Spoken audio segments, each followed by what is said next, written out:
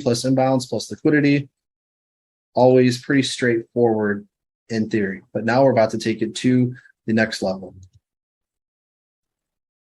All right, so now that we've reviewed that, inducement type 3, remember this is our lower time frame false BOS within our main range. Draw it one more time just so we can understand, and then we are done going through the inducement type 3.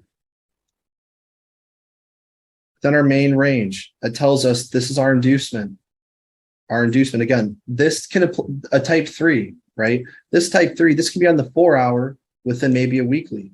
This could be a 1 minute within a 5 minute. The time frame is irrelevant. It's just talking internal to some form of main leg. So it's that false BOS that's going to trick everyone thinking, oh, now this is going to be a pullback on this leg, but then it's actually going to do what? Make the main mitigation and then fail all the way lower, right? Do traders believe a new trend is forming on the lower time frame? It is our lower high and higher low internal BOS. Internal BOS to go higher. Not that, then the inverse. Internal false BOS. And then, of course, identify before the order block, must be close in proximity, like Trevor said, to be considered an IDM and valid order block. And then, of course, generally this will come to your main leg extreme refinement, right? Make sure to have these points down, written down, and then we're going to cover the key takeaways of all inducements.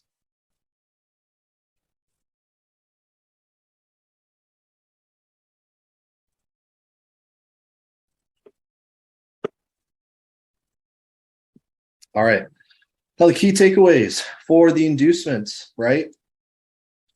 Again, remember, inducement, liquidity as a whole, but inducement tells us where price has been, where price is going, and how it will get there, as you're about to see in the next few slides.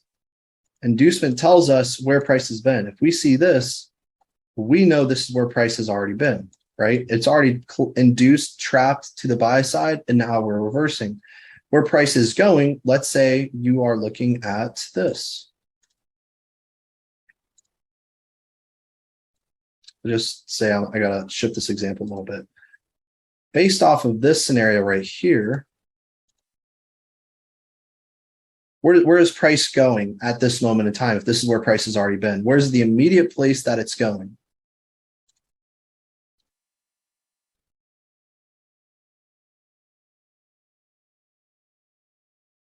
Boom, right? It just needs to go down here. It's either here, here. And based off of this, the different scenarios are here to higher, or what? Lower and then higher. Only one or the other. So we know where it's been, we know where it's going. And the last thing is how it will get there. This is taking your level of understanding of inducement to the next level, which we're going to be doing today.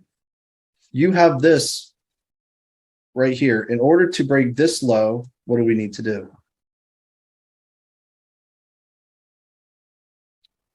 We need to collect more gas to then break a low. This will repeat on a fractal level. You've already collected the main gas to get here, but price is never just going to go all the way down. You're always going to have some individual pullbacks and retracements. So you can expect how it's going to get there is going to be an internal roadmap that we have yet to talk about, which is going to be discussed today. Again, inducement is always needed prior for an order block mitigation. If you do not have an inducement and you just see an order block right here and you see price just selling all the way down, don't expect this to work at all, right? If it does work and you don't see a type 2 over here, if you don't see this over here, let's say this would validate that, but you don't see that,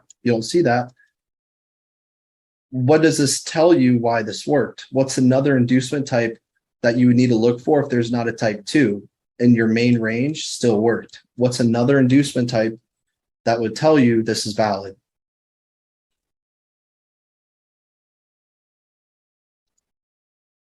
Type 3. So our type 3 is going to be to the left. And that's how you can know this will work. But if there's absolutely none, it will not work at all. And we'll see plenty of examples of that. Again, inducement is our confirmation and for identifying the correct order block. Without inducement, you're not identifying the correct order block. Also, it is our confirmation for entry. Inducement is always our confirmation for entry. Now, we have not talked about entries, but the reason inducement is our confirmation is because it validates where the stop losses are, or tells us where the stop losses are, which ultimately verifies our order block, so that we can expect a quick liquidation of these stop losses and then for price to reverse. And that's why we always get these sniper entries, always ensuring liquidity is taken before that drastic reversal. Last but not least, inducement is only the last immediate structural point.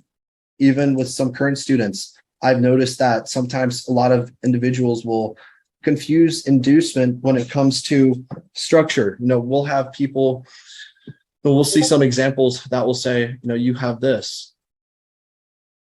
And then let's say this ends up being the right order block here. Let me see. Let's say that this ends up being the right order block here. And then we have individuals who will say, this is the inducement. Is this an inducement right here? Anybody? Is this an inducement? Even if you don't know, take your best bet.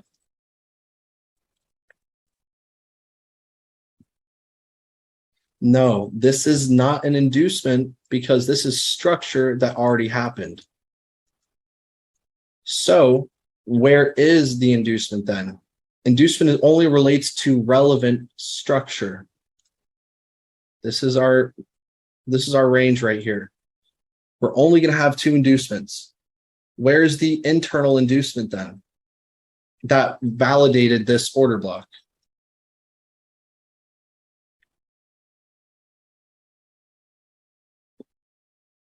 Right here. Because this is that immediate low, lower high, lower low. Inducement is only the most recent structural points. If it's happened in the past, it's not an inducement because it's already moved on, right? So this is the inducement. And yes, this is a type 2 inducement. Yes, sir. This is a type 2 because we're buying below a low, anticipating a lower low, right? So that's what I'm saying. Before even going on the charts, I want you guys to master these diagrams. Just master, boom, boom, boom, boom. Once you can master the diagrams, everything is going to be so much easier because when we walk through and I show you my exact approach, you're going to be like type 1, type 2, type 3, type 1, type 2, type 3. You're going to be flawless. But if you start applying these concepts without even memorizing the diagrams, it's going to completely turn your learning process or your learning curve from this, when I walk you through it, to possibly even regressing because you're not going to be able to apply it the right way consistently. XYZ. All right. So glad we were able to go through all of this. All right. We do have a break coming up for everyone who's asking. So now that it's starting to make sense a little bit, right? We know the different inducement types, or at least conceptually can understand what's going on. The big question, how will we use inducement going forward? How will we use inducement going forward? Again, barely scraping the surface about inducements. Understanding inducements alone can make SMC highly profitable, but we are not SMC, we are not inducement, we are not trap, we are algo type traders, right? We're algo type traders. So it's time for us to learn today about that. So day 2, right? Blocked 1. Mastering inducements, IDM cycle, and SMC traps, aka SMTs. So in this section, everybody, you guys can expect to learn the different types, strengths, and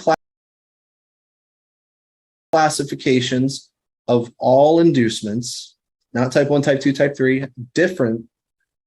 You're going to be able to master smart money traps, and this is where things are really going to pick up very quickly, and you might get confused. Do not worry. And that's why it's important to master the inducement types, because it tells you where the SMTs are. You're gonna be able to master the inducement cycle, and then the last steps preparing you for the algo origins, which is in block 2.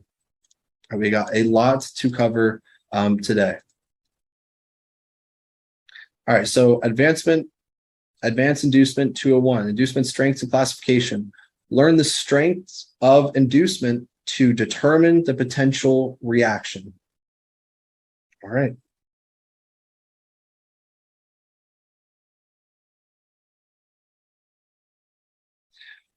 Let's see. We're going to go through this slide, and then I will give you guys, what time is it?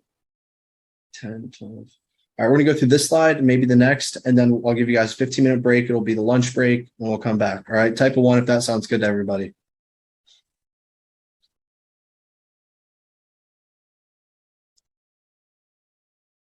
All right, sweet. Get right through it. One thing that we need to understand, learned a long time ago, price doesn't know time, and time doesn't know price. If you've heard of that before, what does that mean? On a chart, we know that we have the x-axis is always going to be time, the y-axis is always going to be price.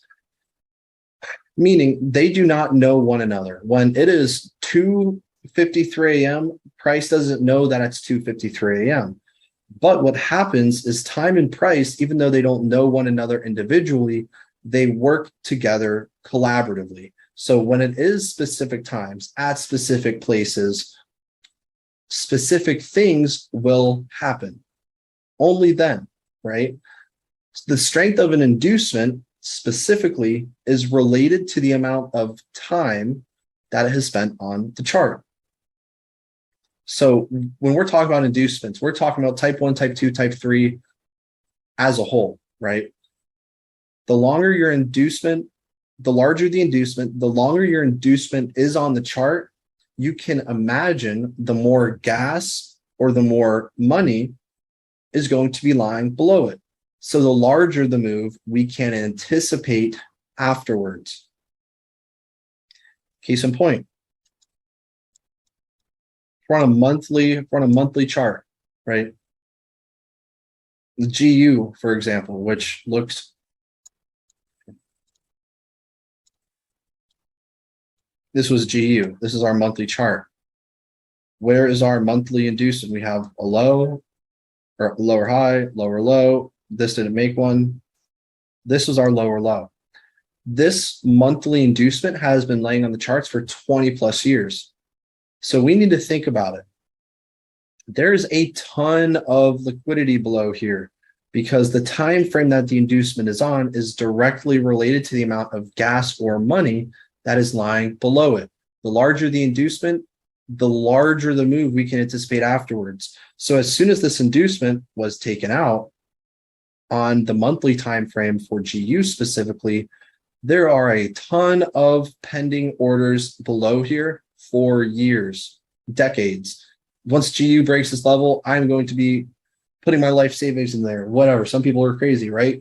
That's what they're thinking. So we need to know that the larger the move, no matter what type of inducement it is, the larger it is on the larger time frame it's actually there, and the longer it's spent on the charts, the larger the move. So what happened, for instance, on GU is the inducement was collected, and then almost immediately, a day or 2 days after, continued and proceeded 500-600 pips immediately after, even though those two things that's required for price to go anywhere, order block strong enough to take price there and enough liquidity before the order block to cause the gas to go to that destination.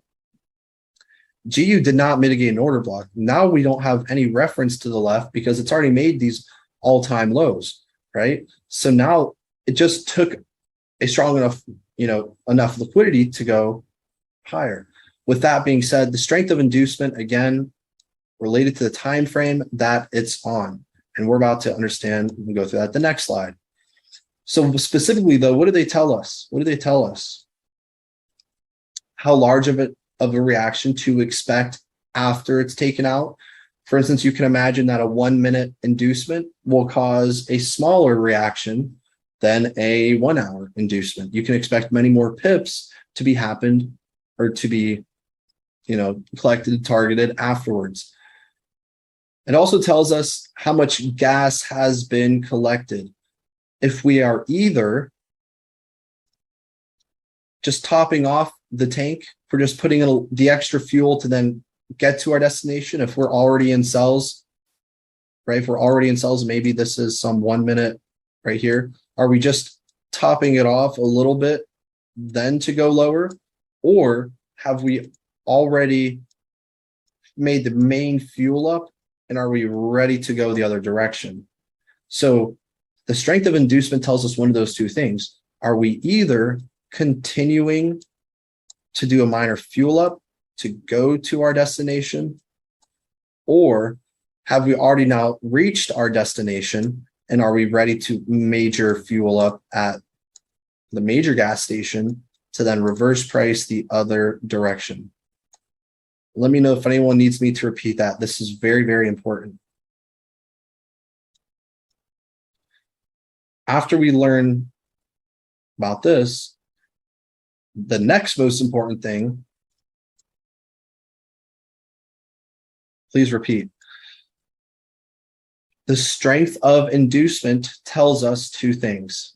One, if we are just going to do a quick fuel up internally, if we're going to do a quick fuel up to top off the tank to get to our destination is R1, and R2 is if price has already reached our destination, if price has already reached, right, those monthly lows, and we've already reached our destination, then it tells you that we are now fueling up the entire tank so we are on empty, and now we can expect a huge move in the opposite direction.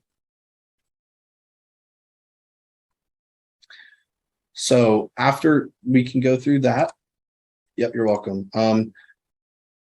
Arguably, the next most important thing is we will know where the inducement targeted is based on this. Again, I'm drawing this out, even though we're about to go through a few things, because conceptually, it's very important to understand. If we've already taken out, right, if you've already collected our destination, you will be able to know where price needs to go after a major fuel up.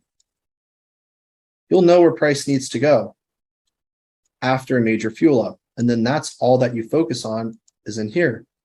Compared to if you are just doing a top off on your tank, if you're just topping it off, getting barely, where are we going? We're then still going to our destination because we're just doing a quick top off to get to our destination. So wherever the strength of your inducement occurs, that tells you where price needs to go.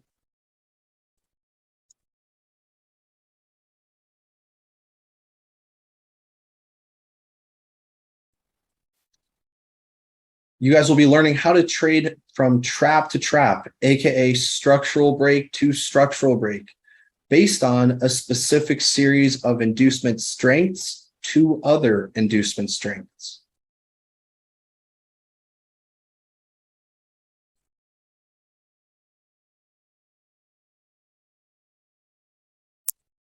All right. So I'm going to give you guys 10 more seconds and I'm going to go to the next slide.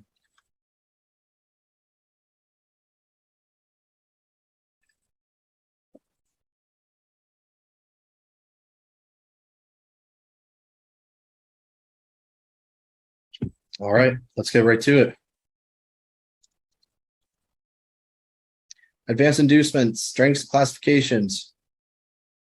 The strength of inducement relates to the amount of time, price spent on the chart, and the time frame it's on.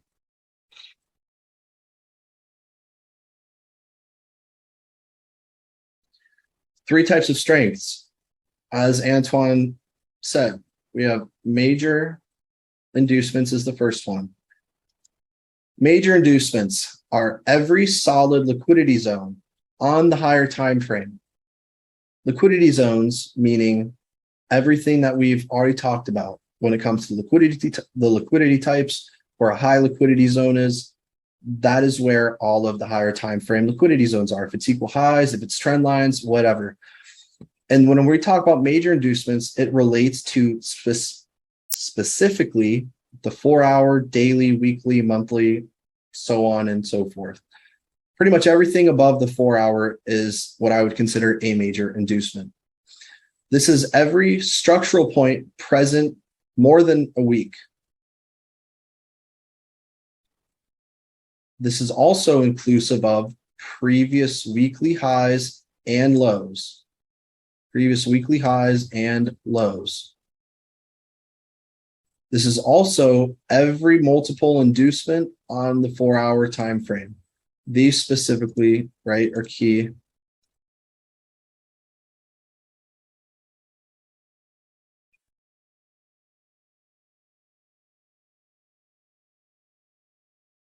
So major inducements, in the past, I would always categorize them with the color red, because as we get into the different strengths, oftentimes students will forget about the strengths, but it's arguably one of the most important factors, because you're going to be learning how to trade from different inducement strengths to different ones. So I would make a note, you want to color coordinate your inducements based on the strength that they appear on the charts. So I would typically use red for my major inducements, which tells me, all right, big warning, after this is taken, you can expect a big reversal the opposite direction. So these are our major inducements. Our medium inducements are all of our intraday liquidity points, liquidity structure or intraday structure. It's every solid liquidity zone on an intraday time frame. The time frames that this is relevant on, right, is the 15-minute, 30, 45-minute, 1 hour, and one of my personal favorite time frames, which not many people use, is the 2-hour. I love the 2-hour time frame. So the 15-minute, 30, 45, that's one of my favorite time frames too. The 1 hour and the 2-hour. So is that all the solid high liquidity zones on all intraday time frames? This is the previous daily highs and lows, PDH, PDLs. These are oftentimes liquidity points. Not all the time, but they can be, and you'll know when they will be. These also are session opens, highs, and lows. Are our medium inducements. So, so London high, London low, Asia high, Asia low, New York high, New York low. All of these are liquidity points for intraday traders. Then, of course, Asia high and Asia low, ... to be continued next weekend.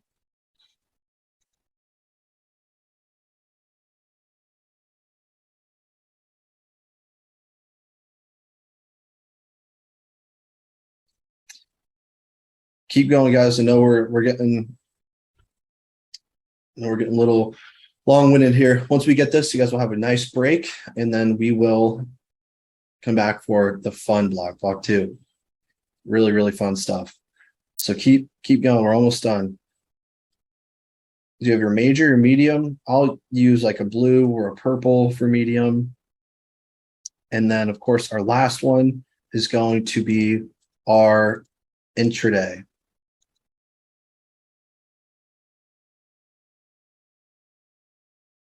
Our intraday, or our minor inducements. I'm like erasing stuff as I'm talking. Yeah. The minor inducements. These are all of our intraday and our entry internal points. All of our entry and internal points. These occur on the 1 minute all the way to the 15-minute. 1, 3, 5, 10, 15. I use the 1 minute, 2 minute, 3, 4, 5, everything to the 5 minute I use, and then I just use afterwards the 10 and the 15-minute time frame. So this is every intraday internal point. So within our main range on intraday, right? If this is our intraday range, let's say this is our intraday higher low, higher high.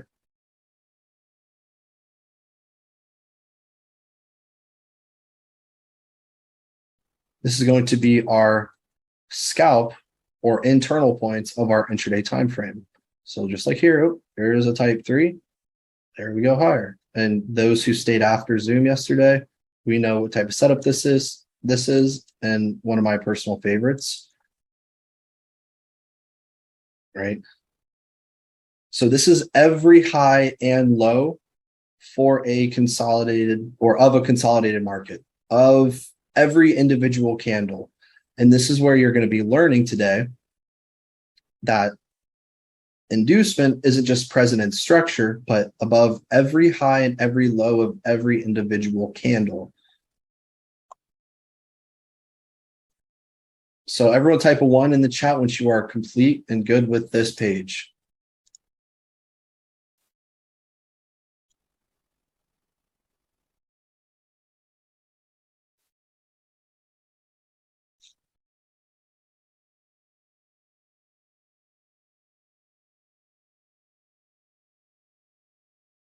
All right, great. I'm going to take a poll.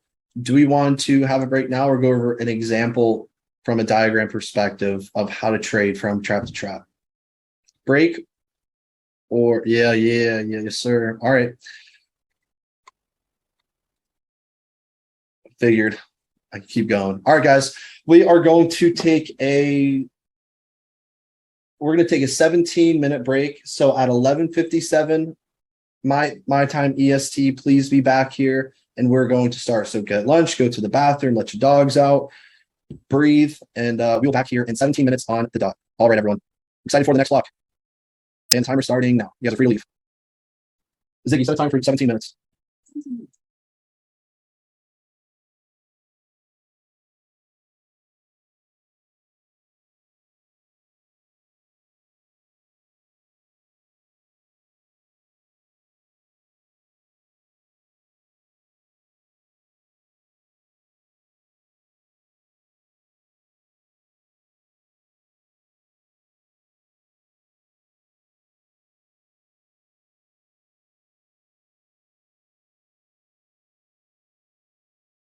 Soon as everyone else comes back. For those of you who are here, particularly the new students, what do you think so far? Everyone said they're ready to continue, and we're going to pick right off where we left off.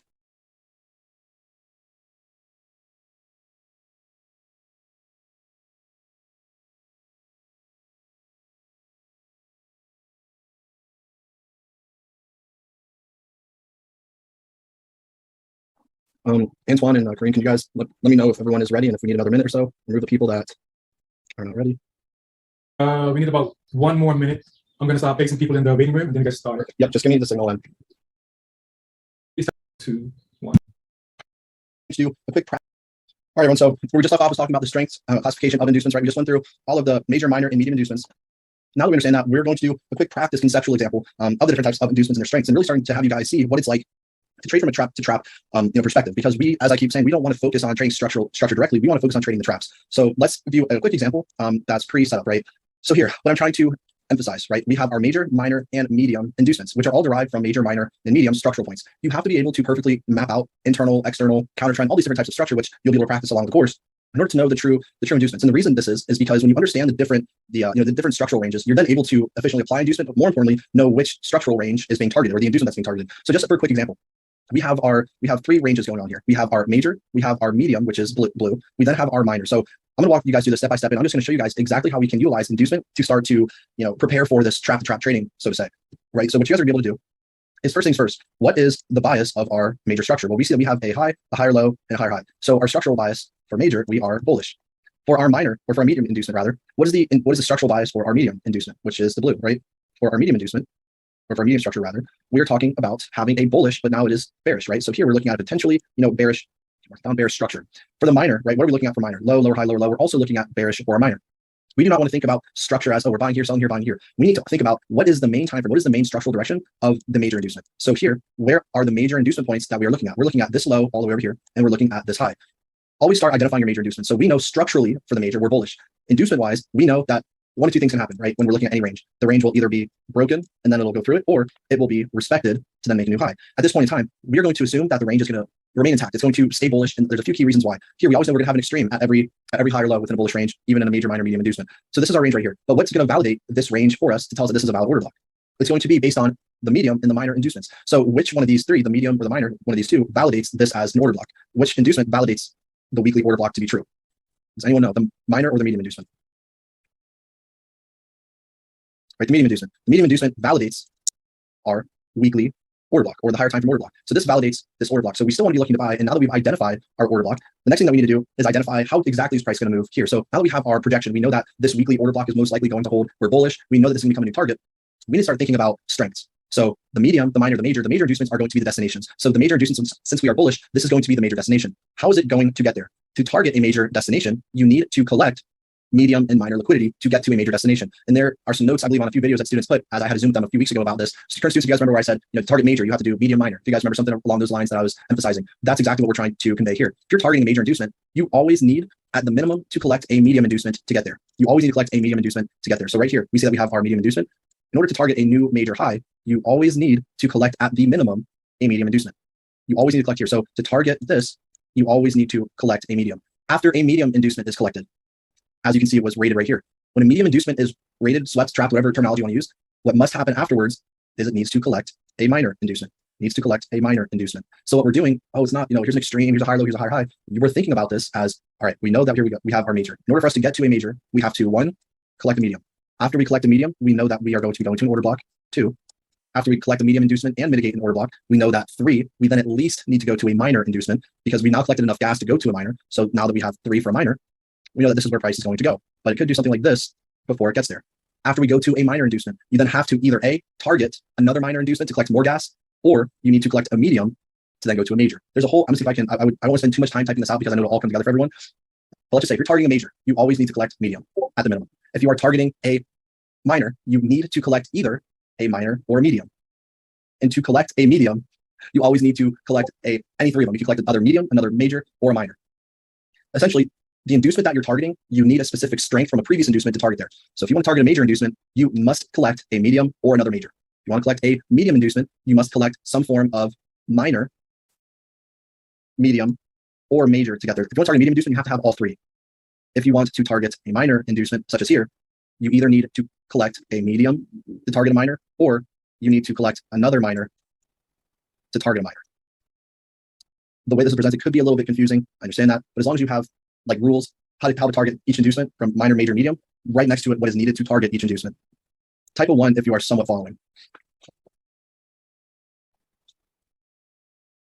Great. So now without explaining it, you need to think about we are trading structural break, order block, to then a new structural break, order block. So you're taking buys below to target up here. Then you're going to be taking shorts to another structural break, another order block, to then another structural break, then to another structure, then to the main structure. We are literally just trading these structural breaks, looking for order blocks above or below them. Keeping it simple right now. We'll go much more in depth with this in examples on day 3, but just know your major, minor, medium, minor structure, inducement points. You got to know them to know exactly which inducement price is going to. If you collect a minor, you can't go to a major. So on, cover later. But I just wanted to bring this to light real quickly for everybody. All right, let me just do more break slide. Awesome. All right, so now we are going to go in to understanding the inducement cycle, validating POIs, and the cycle price delivers based on efficiency. All right. What is the inducement cycle? I'm sure many of you guys have heard of it before. If you haven't, then this is your first time.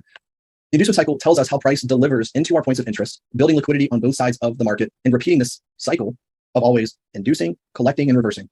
Oftentimes what occurs is the trend line is going to be built in one direction, inducing traders to follow the trend until the main trap occurs, and then it's going to reverse price. So if you are constantly like, oh, here's my higher low, and I'm following structure, then you end up on the wrong side of the trade or trend, which I know that's happened to everybody at some point. This is the reason why, because you are the liquidity. You are not following the true narrative. You're following the narrative they want you to follow.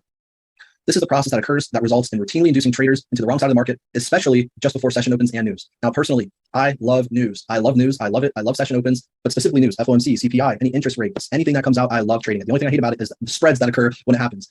News, though, has the same impact as a session open, which you're going to be learning about, right? So the same things are always occurring. There's just external events that are going to be taking place that are going to push price where it needs to go much faster than it would normally occur. And in that process, the inducement cycle is always going to be present. So it's always going to be the same thing every day, every event, whatnot. So why do we use it? We use it to specifically verify order blocks in conjunction with understanding how price is delivering into the correct order block, making traders think that it's not going to work or that it's on the wrong trend. the inducement factor that we've learned is very important, but it's still by itself, you're not gonna be able to do too much with it. We need to take your understanding of inducement to the next level. And this is even another confluence that you can have, but there's still a much greater picture that we're trying to paint. So it's going to confirm delivery on the daily cycle scenarios that you're going to be learning about, which will be on day 3, but you're going to be exposed to a couple today, for example. Any inducement on a lower time frame will be the trigger for higher time frame expansions. Make sure to write that down. There's always a trigger. There's no such thing as randomness. If price just decides to randomly sell off, well, before this sell happens, you better believe it either took out some form of structural point, or it did what? Maintain the current structure, had an inducement beforehand, and then sold. So an inducement is always going to be the trigger. Like here is the aim, and then there's the trigger. As soon as it's taken out into the order block, that's what's triggering these expansions. So any lower high, any higher low that you see in the market always occurs as a result of a previous inducement. Why did this higher low occur? Maybe like that. Or maybe it was, I can't draw this scenario. Maybe it was a type 2. All of those things are going to happen. That's going to cause any movement on the higher time frame expansion, right? So by knowing that, we're able to trade both pro trend and counter trend scenarios because we're aligning our trades with the directional bias of the major liquidity areas and the traps. And we've all heard the trend is your friend until it ends, but all traders who hear that don't know when a trend ends until it's actually over, because you're going to be getting trapped in, oh, well, here's an uptrend. Oh, this is where the trend is over. Now it's broken a new trend. And then guess what? They just get screwed on the wrong side of the market. So we need to understand how this is all playing into a much bigger picture that's occurring. All right, everyone, if you're done type 1, and we're going to go get right into it.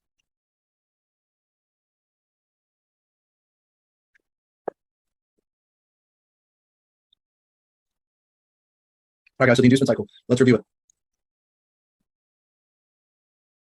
So there's 3 phases.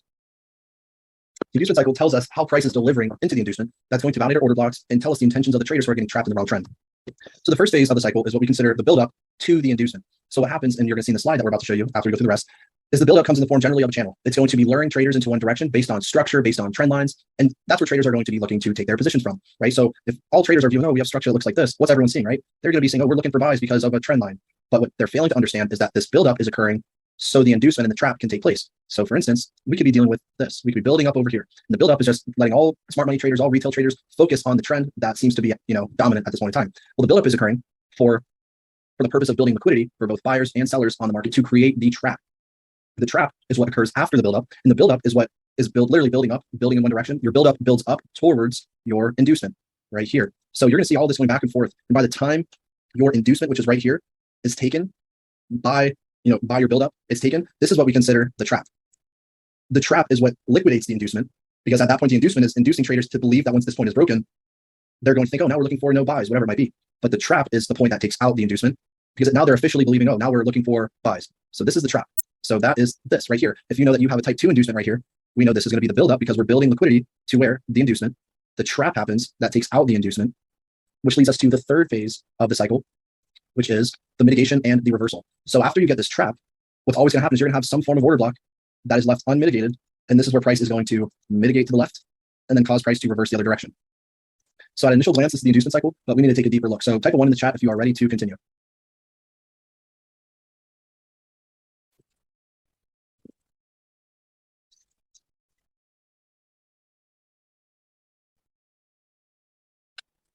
All right. Our buildup. Why the hell? Frustrating. Anyways, buildup. These are some classifications of our buildup, right? So buildup characteristics. What will happen during the buildup? Price will start to bounce back and forth within a range. And this is building liquidity. It's just a standard trend line, channel, flag, pennant, whatever you want to call it. It's just luring traders into one specific direction. It's literally building up towards the inducement. That is just the most important point to know right here. If you had to know anything, these 2 points right here. When you're building up, we're just now classifying where these buildup ranges are, but it's literally building towards the inducement. So if I were to ask everyone right now, if you had this, where is the buildup and where is the inducement? You guys want to annotate right here. Beautiful, right? Keep it like that. We're building up towards the inducement. Good. Just to make sure we're all clear on that, right? Normally comes in the form of after price moves from a structural point, right? So after you create some form of structure, like we create a lower high, it'll create all of that structure, internal structure, to then be liquidated in the future, right? But even more importantly, this will typically happen right before the opening of our main trading sessions to prepare for the inducement at the right time. This is a special point because we'll be talking about this on day 3 when it comes to the different sessions, how to approach them, the different setups, cycles, everything from the sessions. But just, again, very important, write this out, say refer to the build up for session openings. Right, awesome. Okay, just different examples to the right. Let's clear all this. Awesome. So the next phase is that trap, right? The trap. So what the trap is the point that takes out the inducement. This point takes out the inducement, right? We're looking to buy. If we're in right here, if this is our trend, lower high, lower low, where is our inducement? We know the inducement is going to be above this high because this is a type 1. So if this is the inducement, that we're building up to, the buildup is going to be all of the internal. So you have your inducement, you have the buildup that's trapping traders in the wrong direction. Where are traders now looking for their order block? Oh, it's right here because this is a higher low that made a new high. Guess what? There's no liquidity. There's no inducement before this order block. So it's just going to absolutely fail. So that's how we need to view every range. Whenever you see an inducement, and it's present in absolutely every trading range. So this happens after the buildup phase occurs, and it happens during specific hours of the day for news releases, for session opens, session closes, kill zones. There's a bunch of different times it can take place. On an intraday basis, though, this creates the major trap of the day. So if you've ever heard the term creating the trap of the day or the major or main trap, that all it's referring to is the inducement that is getting liquidated. That's that false BOS, right? It's just an inducement that's collected to induce traders into the wrong direction. And then you simply look to trade away from the trap. Trade away from the trap. If you're looking at something like this, and this is your inducement, and this is your trap, where are we going to be looking to trade if this is our inducement and this is our trap? Where are we going to be trading now after the inducement, right? Yes, TJ, yes, Sean, right? Trade away from the trap. So after the inducement is collected, you trade away from the trap. Let's practice on with that. Sometimes we will have a double inducement. If an order block is here, and let's say we already had a quick mitigation of it to go lower, is this order block now invalid because it was already mitigated? It is not invalid. Why? Because what can happen is price can just come all the way back up, decide to utilize the first mitigation as another inducement to then reverse. You're going to see this oftentimes. So, students asking, when do I break even? Do I break even after the first BOS or whatnot? You can, but I'm very trustful with my analysis and how I approach things. I won't break even unless I know for a fact the price returns it's wrong. Whenever I see this, I know that a low can get taken, price can come back to take out the high, and then it will go reverse. I don't have a problem taking any loss because I generally only take trades that I'm very confident with. And at the same time, we have to understand, if you break even and the trade ends up going in the right direction, where did you mess up on your analysis? You didn't. Your analysis was never invalidated. So there's always a reason for it to come back to it. So just be mindful that a double inducement is when price has already mitigated your order block and it can come actually deeper inside of it to a potential refinement than for the main move to happen. And the purpose of this is to generate more liquidity to generate a larger move. Because also think about it, when you get in on that first mitigation and you get stopped out, that's money back into the marketplace, back to the institutions. That's more money that they now have to actually create the move, even though it's still in the same order block to the left, right? So that's why I personally am always aware of double inducements, knowing that they can always take place. If your trap aligns with the daily and weekly cycle scenarios, we can anticipate this to create the main high or low of the week. And you guys will be learning more on this next weekend. And remember, the larger the inducement, the larger the move. So institutions are taking money from all types of traders, right? The larger the inducement, the larger the move. Specifically, the inducements we can anticipate the largest moves happen from are going to be those major inducements. Craig, does that make sense? Yeah, this B inducement, the inducement is the, this B induced, this is the inducement. The trap is what takes out the inducement. So the inducement is the point that is pending to be broken. The trap is what takes out the inducement because we trade away from the trap. So yeah, this inducement should go over here. Even here, right? You can think about it like this. Here's a low, high, higher low, higher high. Where is the inducement here? Where are traders going to be induced into the wrong direction from this scenario? Well, the inducement is here, right? Because if this is broken, they're going to be looking to taking a trade in the opposite direction for potentially sells. So if this is the inducement right here, the trap is the point that takes out the inducement that we look to trade away from. So the inducement is the pending point that needs to be broken. The trap is where it actually takes out the inducement and we trade away from it. All right. Okay, so I think we should all be good on that. Another example, right, is over here. We're looking in this scenario. The inducement is the PDL. That is the inducement. After the inducement is taken, this is the trap. And the trap is what collects the inducement. And then after the inducement is liquidated, we then trade away from the trap. Right? So take out a high, take out a low, then price continues to then take out a new high. Even over here, if this is your inducement, this is the trap, where's the buildup? Buildup is all over here. So it's always going to be the same on every signal.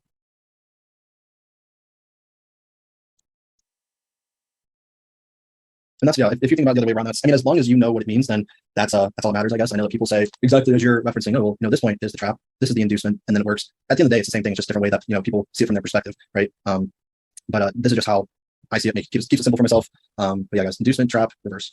All right, and then I think we have one more example if I'm not wrong on this one, right? Then over here as well, same thing. We have the inducement and the trap, induce, and then trap, and then reverse, right? We build up to the inducement, trap, and then reverse from here. And this is where you all will be able to understand how not to just take this first trade, but then how to enter here, here, here, here, here.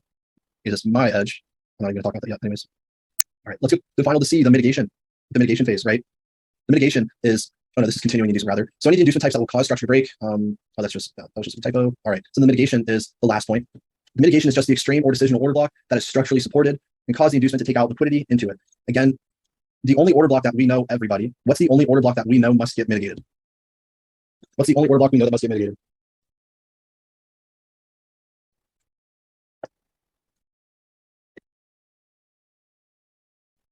The largest order block is the only one we know needs to get mitigated. The higher time frame, the one that is the largest, that is the only one. Any other refinements, extreme decisional, none of that needs to happen. The only one is that largest order block, okay?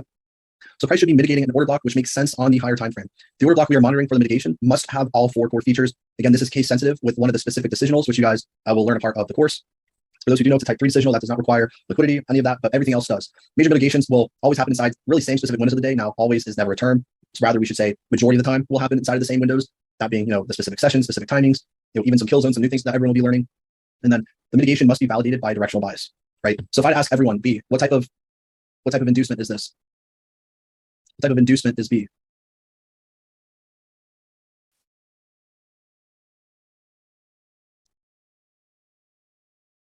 Let's not confuse the computer. I don't want to confuse you guys.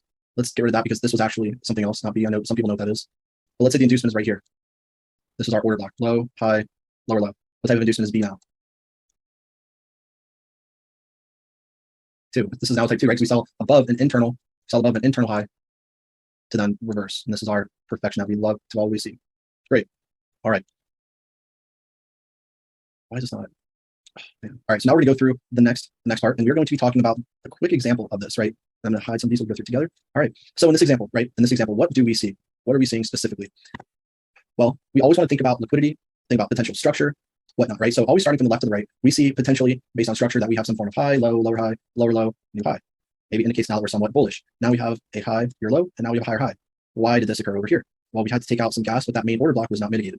What price did then is this created the inducement, right? This created the inducement before our main order block below. After the inducement was created, and we know that this is the inducement that's going to create the trap, then we're going to focus only on the internal trend. So what happens is the inducement is the order block that misses, or the inducement is the wick or the failed mitigation that where price stops before the main order block. Just think about that. That's the inducement. That's inducing early buyers, early sellers, right? So right here, and then we have a trend line that occurs all the way down. As soon as this happens, we know this is our buildup, our phase A. Our buildup builds up towards our B inducement, right? Our B inducement, or AKA B, the trap. After the trap liquidates the inducement, we then have the final C, which is for the mitigation. And after we have the C for the mitigation, we then expect the reversal. And based on this, where do we think we can anticipate price to go? Well, for thinking about relevance, if we're on a 1 hour, this is going to be probably what type of strength inducement do we think this is if it's the 1 hour? Medicine, right? Medium. This is going to be a medium inducement. So after medium inducement is liquidated, we now know where would be the first 2 targets that we would look for based on inducement. Based on inducement, after this is mitigated, where are the next 2 structural highs that we should be looking to target? Minor and minor, medium, minor, major. But yeah, so think about it. Right here, this is our range from low, right here to here. The first place we should always be looking to target is that next minor. So where's the next minor?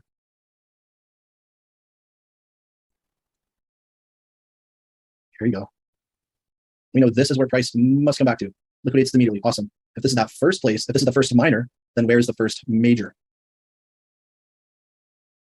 Bingo. Easy, right? That's all you got to do. Where's the first minor? Where's the first major? It'll take practice, but you guys have all absolutely nailed it. So guess what? You already know your TPs. TP1, TP2. That's it. Because once you take out here, we know that price can continue lower.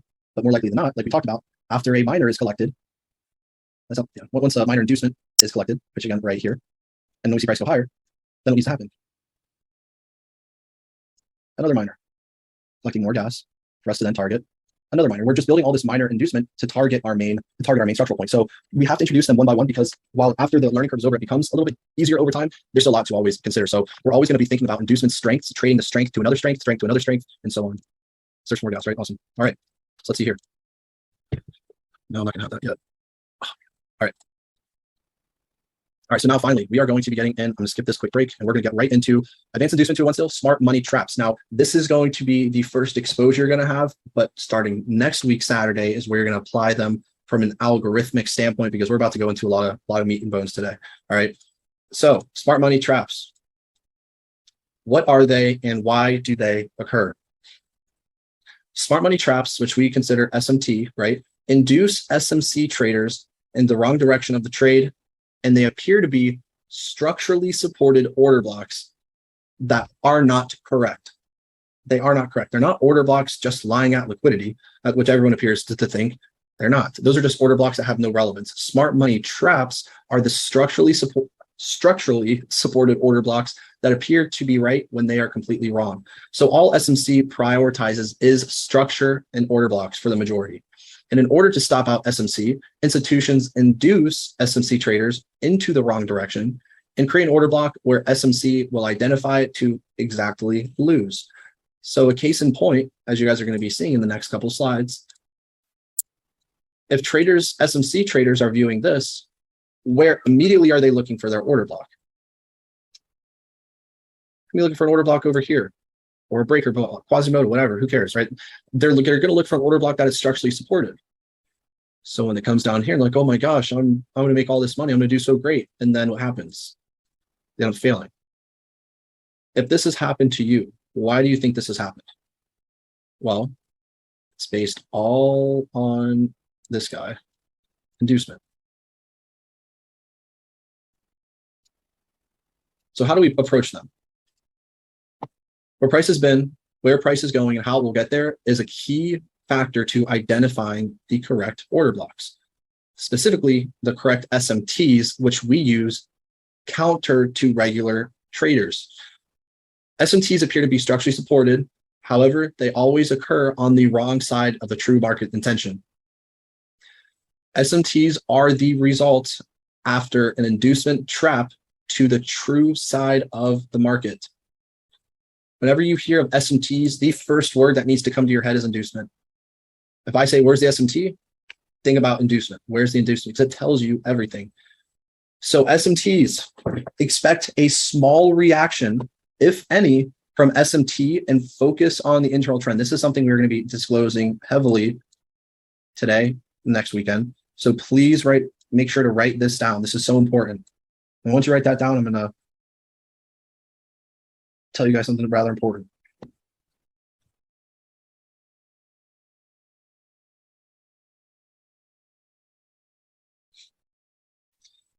Traders who ping pong, they ping pong on based off of SMCs. They're willing to put their money on a smart money trap in ping pong, not knowing if it's going to hold or if it's going to lose. The truth of the matter, this is where ping pong traders trade, take their positions, majority of which have a negative trading record, portfolio, whatever you want to say, whether it's financially or win rate, it's negative. I mean, I have never once seen statements from a person who ping pongs who has actually made money. Never.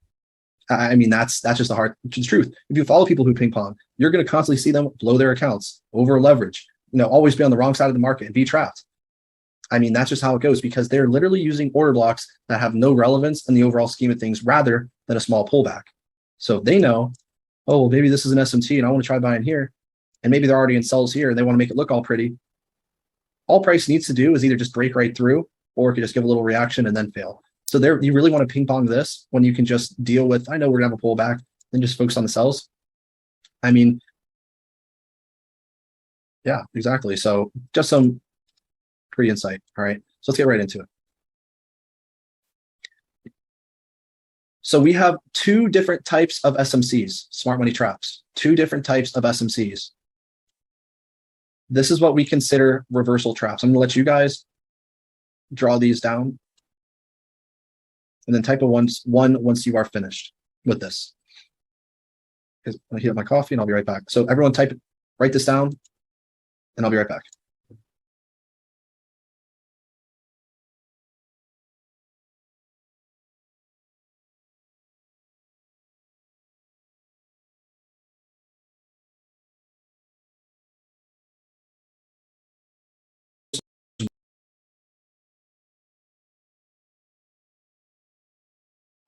So now that we know what SMTs are, or we have at least a diagram of it, let's see exactly how we can approach these.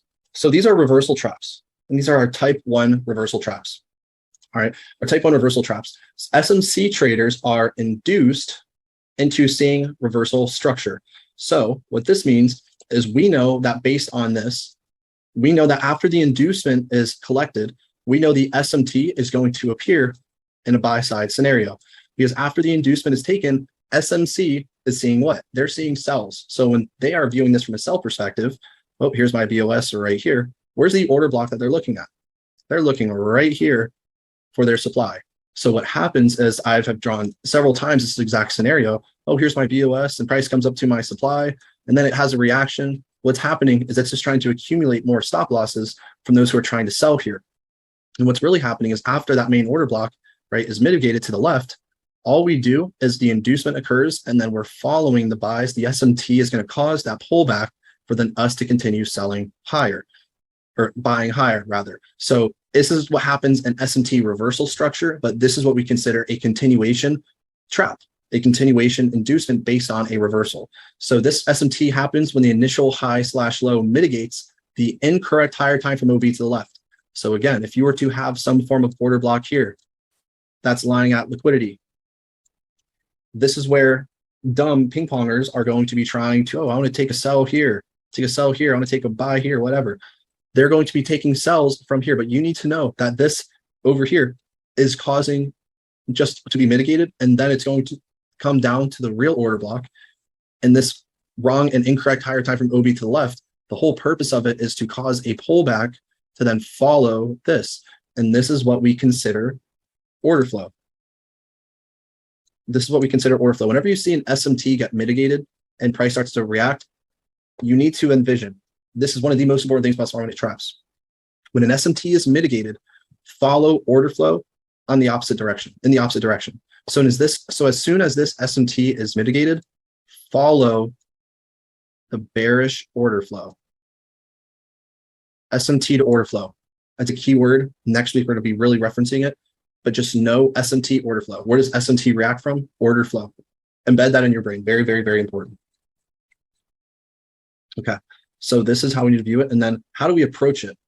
We use these zones to identify short pullbacks to continue the main direction trend for potential more entry opportunities or for more order blocks in the right direction. This happens all of the time, every single day. And that's how I'm able to get all of my positions or have my very high quality order blocks, because it's all moving algorithmically. So depending on the validity of the SMT, you can actually take a counter position, but it will only be in the short term.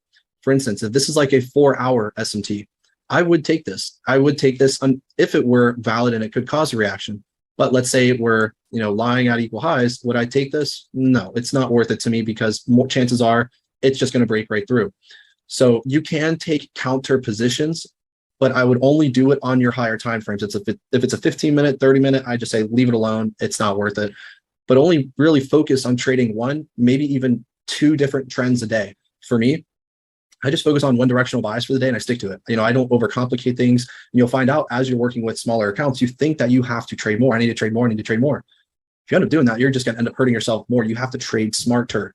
I have my own psychologist, performance psychologist. She always told me, starting even years ago, if you're going to do something stupid, at least do it in a smart area. Ever since that moment, if I ever decided to do something stupid and I was willing to take the risk, I always at least had the patience, and majority of the time it paid off. So make sure if you're going to do something, do it in a logical area. And the reason I said that is for SMTs, I wouldn't say they're the smartest thing to do, but if you absolutely have the urge to trade them, only do them in an area that's worth it. If it's only 10, 15 pips, leave it alone. It's not worth it, right? So after reacting from SMT, price returns to the internal order flow to break the SMT. After your inducement, you have your inducement. You then have your trap. Your trap will be following order flow. And then guess what? This can happen. And this is my favorite approach. Follow order flow, then price to target a new trap. And we'll be going over that here in a little while. Type of 1 if you are following, type of 2 if you're a little confused.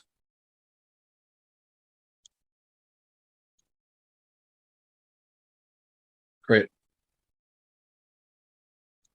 All right, move on to an example of this. So let's see here. SMC traps, this is our type 1, right? This is our type 1 trap. When we're looking at this, based on what we just talked about, we'll have this. This is our inducement, right? This is our inducement. This is our trap. This will be typically our SMC, right?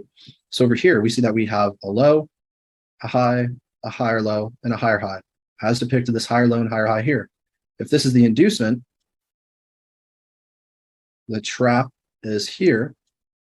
This trap will mitigate some form of order flow, which we can clearly see order flow, order flow, order flow, order flow. Very clean, beautiful order flow, exactly like we'd see. And after it mitigates, what do we do? Well, after it mitigates, where's the trap? The order block. Here's the SMC.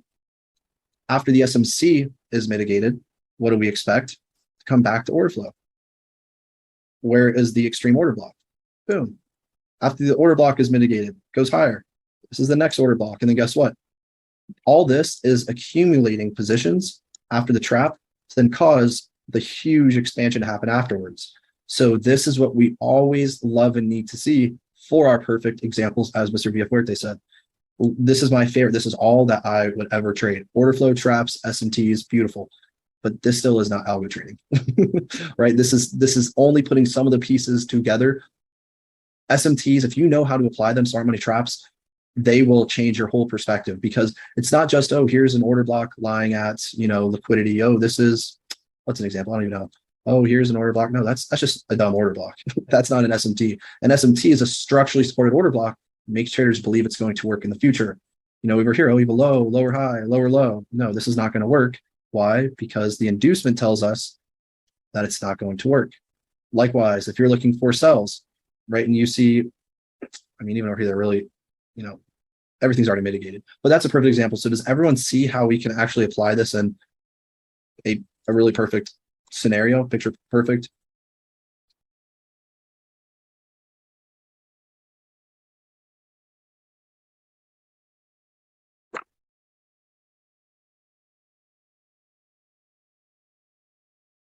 All right, great.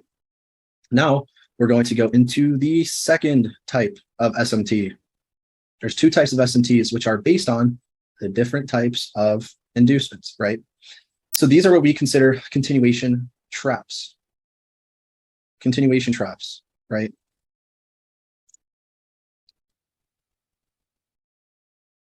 In this scenario, it's different because this is one of my favorite confirmations when you don't have a BOS. You are all the time going to be seeing stuff like this, and you won't see a BOS. And I'll explain here in just a minute.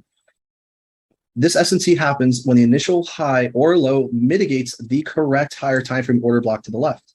So compared to the first example, that was a reversal-based trap for SMC. This is a continuation from our perspective, right? Or from their perspective. A reversal, remember the previous one, we were talking about how when structure is broken, this is the SMT to then continue structure, right? This is the first scenario. In this scenario, structure actually is going to be maintained. But the difference between the first and second is the first type of trap does not mitigate the true order block. It mitigates the wrong order block, so that trap ends up failing. This trap ends up failing, but it's because it mitigated the correct order block. So when the correct order block is mitigated here, and let's say that you have this, and the correct order block is mitigated, SMC traders, SMTs, they're induced into seeing buys, right? Because a higher low, higher high, here's my buys. Where are they looking for their order block? They're looking right down here. Oh, here's my perfect demand order block. This is exactly where I'm going to expect price to go higher. I love this SMT more than anything. This is how I catch my entries. This is how I catch scale-ins, POIs, intraday, everything. Because when you know the right order block, when you know the direction of the trend, this guy will always, always, always be here. Always, or at least some way you can find him. And how we use it is once you enter for that first position, maybe, we're not even talking about entry, but once you figure out that that's the right order block, when price comes down to this SMT and you know that it's not going to make new highs, how do we use SMTs against smart money traders? We simply use them for a pullback that we're not trading off of. We use them for a pullback to come to our right order block. And then we follow the institutional intent and just destroy and collect their orders like, banks do, big money, institutions, whatnot. So this is how we focus. We go for the inducement. If this is the inducement, this is the trap. After the trap, we then have the SMT. And then we have the order flow. So we have the 1, the 2, 3, 4, and then of course 5 is going to be anticipation of new. So this is what I've done throughout my extensive, rigorous engineering over the past 3 years, 3.5 years now. This is what I consider the trap and then the stack. The stack is following order flow internally, where after the trap, you then are just going to be order flow here, order flow here. This will become another area for price to come up to before just absolutely destroying. So this is what I consider my favorite setup of all. All right. So how do we approach this? Right? How do we approach this? We use SMTs again to identify short pullbacks to continue in the new direction. SMC traders, another key point about this SMC. Oh, here's my order block. Okay, it was mitigated. Now I'm going to wait for my BOS to then enter. You will all the time see, by the time you wait for this BOS to happen, the move is already gone. So what we use is this SMT actually tells us that based on this setup, we're correct. All it's going to do is cause a small pullback where we can confidently sell from our real order block to go lower. Because again, by the time this move happens, it's going to be too late. So BOS you can use for confirmation for entry, but when you become very confident with this new skill set and ability that you're going to be learning, that's going to be the least efficient way to actually enter. So even though there's no BOS, still our confirmation, as long as there's internal inducement beforehand, again, you will always see some form of inducement, which fractally ends up being the same type of trap. Depending on the validity of the SMT, you can take a counter position, but again, it will only be short term. I don't do that. There's no need to. I mean, when you guys start working and then you get funded, you realize you only need to take one position, 2, 3 a week. I mean, there's no rush to do that. But where you're going to overtrade is when you're working with very, very small capital. And I would encourage to find the roadmap that's going to allow you to trade more and trade less often. And that's what the whole other plan after the boot camp, right? So after entering the SMT, price will typically come back to order flow. If it doesn't come back to order flow, what will happen is it can actually just come back to, let's say this is where your order flow was right here, and maybe you had an order block right here. What can happen is price can just come back to maybe the extreme, and then it can go lower, right? So it's either going to come back to order flow or an internal extreme order block.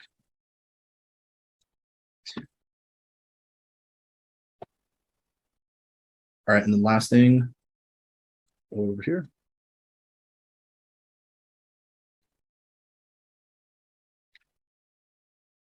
In this scenario, low, lower, high, lower, low. We know the correct order block has been mitigated. After it's mitigated, we know this is the SMT. After we know this is the wrong SMT, we then use this as a pullback to enter the right order block, which again, is still following order flow. And then we're going to be looking to then target simply new highs on every fractal level. Every minor, this is your minor high. You know that your medium high is going to be over here, right? And then you know your major high is going to be, over here as it's combine everything, just fractally speaking. All right, good. I think we're all good on this, right?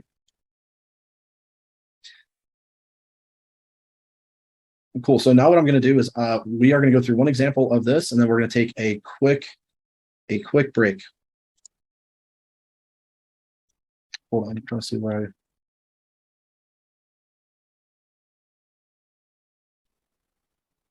why did this not?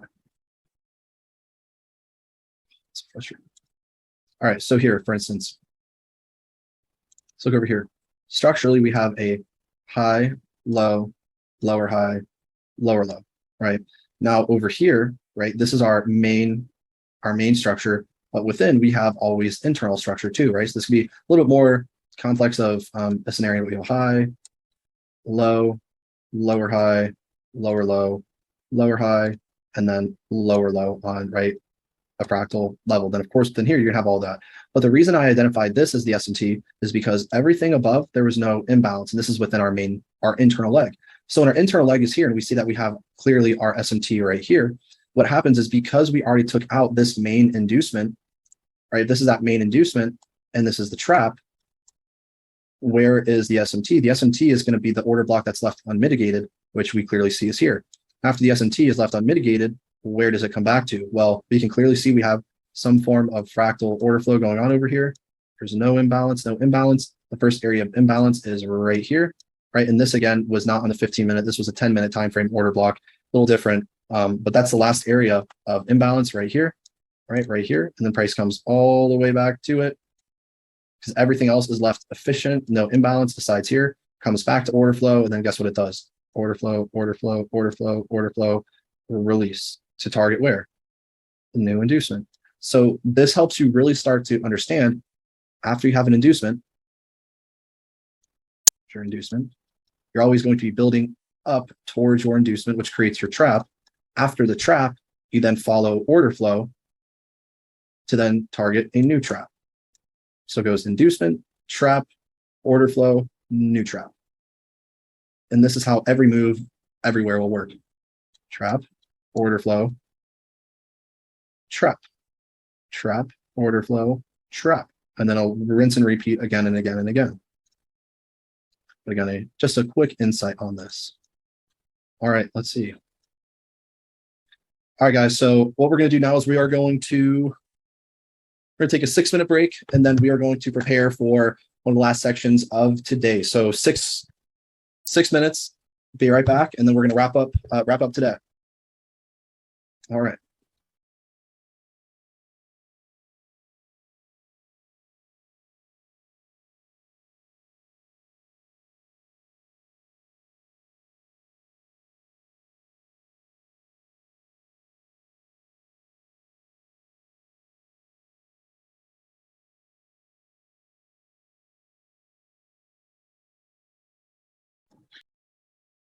All right, everyone, we're going to go ahead and get started with the last segment of today. So go ahead and return to your seat, and we will get started here momentarily.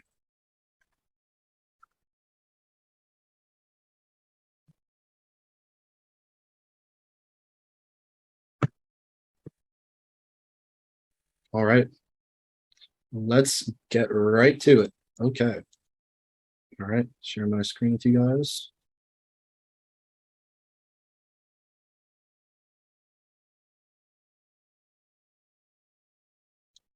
Come on, I'm seriously freezing.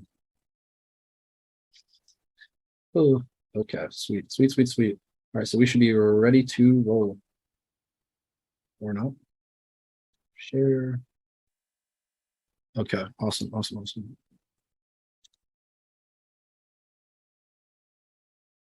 Perfect.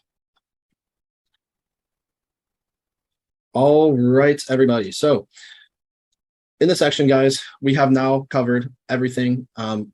Before finally we can get into the algo, right? So, oh, shoot, let me resume this, pause that. All right, so pretty extensive block 1, and for block 2 is going to be combining blocks 2 and 3 into a very very squeezed fit, because we already went through in block 1 some of the things that we're covering in block 2 and block 3, but getting right to it because there's 119 and I said by 2, so we got 40 minutes. I gotta share my screen. All right, everyone. So you guys have now learned the conceptual fundamental analytical comprehension of inducements and the inducement cycle, how inducement provides fuel to the markets. You've now learned the 2 SMC traps. And now it's time for you to see how retail traders trade versus the perspective of algo, right? So now we're going to start going into the fundamentals of algo trading, what it is, how it came across, why we use it, and again, just what it is, right? What it is. So let's get right into it, everyone. All right. So day 2, algo origins, right? So in this section, you guys can expect to learn, this is from last boot camp, the origins of the algo, how it controls all financial markets, the 4 pillars of the algo, and the prelim mastery of the algo that you guys will be learning today to prepare you for next weekend, which that is where all of the chart time, everything, because you're going to have the whole foundation laid out for you, but we have to understand what everything is conceptually from an initial application standpoint before we can even go to that level. So the ghost of the machine, the entity that affects every financial market. So what is the algo? Well, before we understand what the algo is, we need to understand what an algorithm is. And by definition, it is a finite sequence of instructions and processes in order to get a desired outcome. And those who are computer science understand, anything IT related, algorithms are everywhere. You can make an algorithm for anything that exists. For me, years ago, the first 2 years of my trading journey, all it would be putting together are EAs that would trade based off of a sequential series of inputs that would always dictate, a specified output that would be, that would correlate to the algorithm that was, trying to be made. So that's just what a basic definition point of an algorithm is. So there are endless algorithms out there based on specific rule sets for all man-made strategies, but we are interested in primarily understanding how trading like the banks and why that's been such a now way overused term in lingo. So naturally, our end goal is to mirror and understand the process of price movement flawlessly that the interbank price algorithm develops, creates, monitors every single day. And no, not IPDA, nothing ICT, but asking yourself, since the inception of the electronic markets in 1971, that's not new. These have been around for decades. How is price endlessly auctioning up and matched to willingly participate with extreme precision? What actually allows any of us, for that matter, to enter and execute trades whenever we wish? It's not like we're in the stock market and we have to wait for someone to sell their position before we're able to buy, or vice versa. You're going to have a buyer before you can sell your position. You are literally able to enter and exit virtually whenever you want to, minus sometimes the lag in execution speed from brokers. We try to close your position. Obviously, there's other matters at hand, because we need to understand that no human is controlling or monitoring price. No one is. It's all automated by algorithms, and only a program governed by a select group has that capability, that unconscious automatic processing down to the decasecond. Not only is it not emotional, but it's all based off of specific rules, all based on liquidity, right? Now, the picture you see in the background, that is something we do not have access to. It is indicative of an order book. Order books to see where all of the liquidity lies within the market. Bookmap is a good place that you can reference. I've never used Bookmap, but I've always been interested in understanding how specifically the amount of orders, the amount of liquidity, the major liquidity, the minor liquidity, all the different types of inducements that you've learned. The reason that we're able to assess their strength is because of the logic that they have on a price chart, right? On a chart, because the longer it's there, the more orders that are below it. However, because we do not have access to these order books or these liquidity providers, and we can't see the exact amount of orders that are in the market and exactly where they are, we have to use our best inference, because at the end of the day, we have the same information in front of us in the form of candlesticks that the institutions, big banks, liquidity providers, everyone has in front of them, but just from a number standpoint. They see all the numbers, the contracts, the deviations, they see everything, right? But what actually makes a candlestick that we look at is all those numbers on the back end, the amount of buyers, the amount of sellers, how many people are losing their positions. That's how wicks and liquidity, all these are created. So we have the same information, but it's viewed in a different way. They have the tangible numbers. We have the visual graphic representation. So that's why I always say you have to be detectives, because we need to figure out exactly what they're seeing without directly having the same information. So that is why it is the ghost in the machine, the market. It's the entity that affects every single market, and that is the algorithm. So what entity actually monitors price? The central bank, right? The central bank is the primary operator that controls and regulates monetary policy and money supply in all financial markets. Central banks influence all interest rates and participate in open market operations to control the cost of borrowing and lending throughout an economy. At the end of the day, if you are very good at understanding economics, micro, macroeconomics, what are you going to be studying? What are you going to be looking at your entire life when you're studying economics? You're going to be a data analyst majority of the time. You're going to look at correlations. You're going to look at deviations. You're going to look at all the numbers. That is what we need to understand. That is what's really driving the market, is understanding the controlling, the regulating, how everything is being influenced. And the central banks is the entity that's doing that. Specifically, the cost of borrowing and lending, which we refer to as transactional liquidity. Now, we know what imbalances are, but why is it so important that imbalances need to be filled, or that liquidity needs to be balanced? Because of transactional fairness and distribution. There always needs to be equalness or fair market opportunities for both buyers and sellers.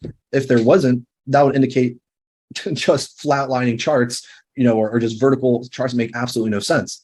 There's always opportunity for buyers and sellers. And the reason why we have the pillars of the algorithm is so we know exactly how everything is distributed equally and fairly in the markets, always giving an opportunity to buyers and sellers, always taking out sellers for each buyer that comes into the marketplace. So we're going to see that specifically here in just a moment.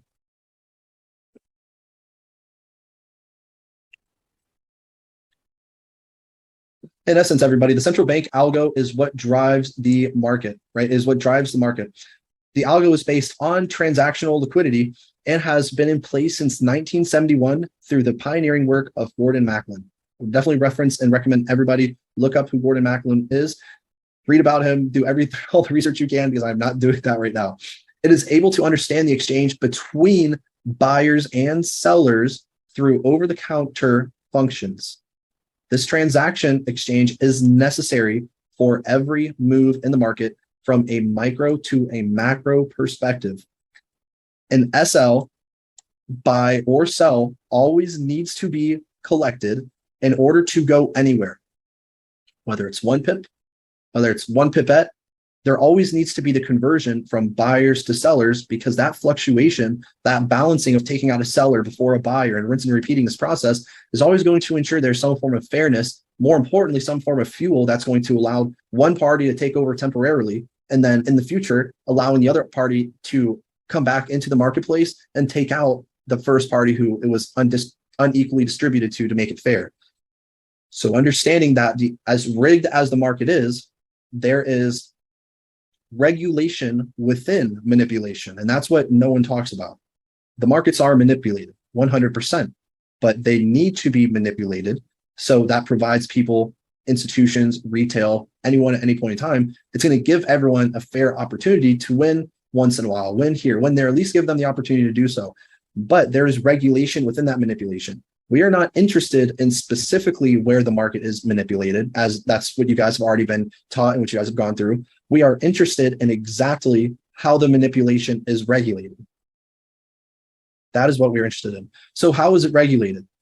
How is it distributed fairly? How is there always going to be intact buyers and intact sellers for every clean buyer and for every clean seller? Well, let's dive right into it. Shoot. Right? Taking the red pill, escaping all restrictions and seeing the future. We need to understand that money is a tool. As much as it is an illusion, you just like trading, you have to think outside of the box. You have to think that all of this, there's no such thing as randomness in the markets, in life. Everything happens for a reason. Absolutely everything.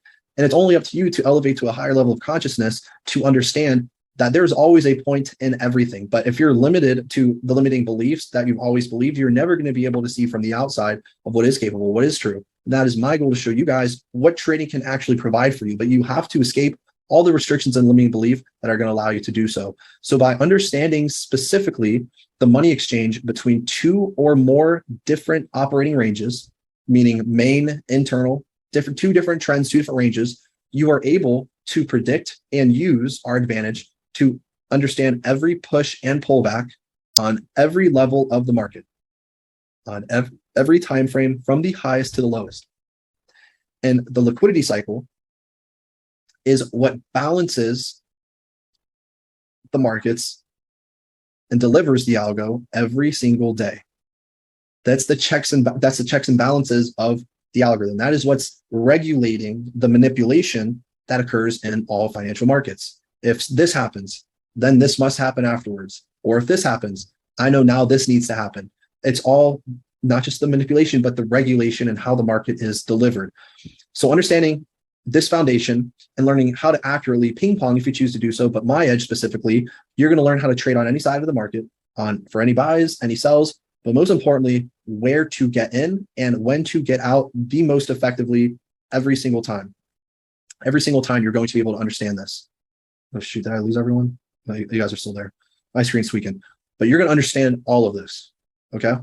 It's going to take some practice, but you are going to get it. So the hardest part is that learning curve. Now, what I'm hoping over the next several weeks is you guys will be able to transition to viewing this entirely by itself and on its own. Let's get right into it. The 4 pillars of the algo, right? The 4 pillars. The first one is inducement. Inducement. We've conceptually talked about the algo and how it is regulated, but now it's time for you to see the different pillars and how it actually makes everything regulated. So inducements is the first pillar of the algo. By understanding that structural points, when they get broken, this equals SLs for multiple types of traders. You then understand that the algo is continuously building and inducing SLs on fractal timeframes, not just right here, but you have traders who are losing right here. You have traders who are losing right here. You have traders who are losing literally everywhere, all in between, but that's after we go through the algo. So understanding that for every buy stop loss that happens, an immediate sell stop loss needs to happen after that, and vice versa. The algo must always return internally to take out a higher low or lower high after taking out a higher low. Very, very, very key point right here. So what I mean by this, if you see this happen and you see a high taken out, you need to know immediately that within this current range, fractally speaking,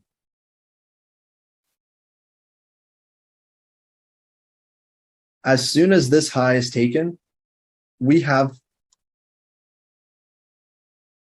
stop losses rated, right? Where's the immediate place that the opposite side of the trend is going to have stop losses? Right here, if we have sell stop losses rated, now we need to rate buy stop losses. The first area within this range where buy stop losses are going to occur is right here. We need to know as soon as this gets collected, the first internal point is where price must always come back to. Must always come back to. This is what always needs to happen. So inducement to inducement, 2 to 3, 2 to 3. This is just the first stage of a never-ending cycle for the algo. So what I'm saying right here, you have this, right? You have a high, new high. The first high or low internally must get taken out. Where is it? This is the only high or low. So this must get rated, and price will not stop until it gets here. Even down in this example, whenever you have a high that is taken out, you always need to know that first high or low within your range will always become your liquidity point. So price must come down to here ASAP. First area, but this is just the first part. These are two rules that must always happen. Whenever you take out a high, whenever you take out a low, that first internal point, price must always come back to. Due to fractality, the algo starts on the lower time frame inducement points to target the higher time frame inducements. Remember how I said lower time frame inducement is the expansion for a higher time frame, or is the trigger for a higher time frame expansion? Remember that. You're going to make sense of it here in just a minute. But this is how you need to start viewing the market from range within range from a liquidity standpoint, not structure, but liquidity. All right. So type of 1 if we're ready to continue on.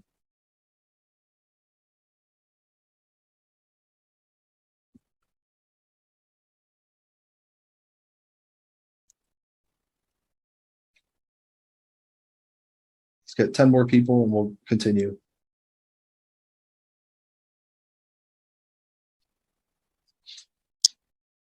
All right. The second pillar.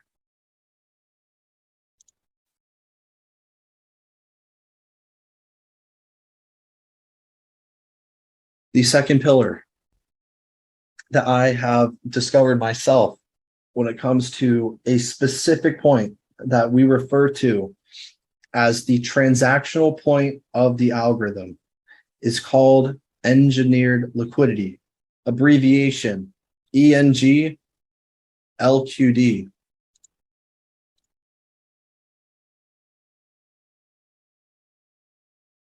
LQD. ENG LQD. What is it? Engineered liquidity is the internal, one specific internal liquidity point within a range that mitigated nothing and leaves the first imbalance behind. Someone writes it down. I will continue lower.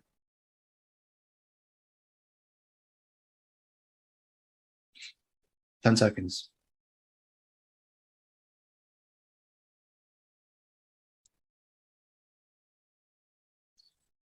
The sole purpose was to create a short-term move that'll end up being taken out before the real move. Purpose was to create a short move for the real move to take it out.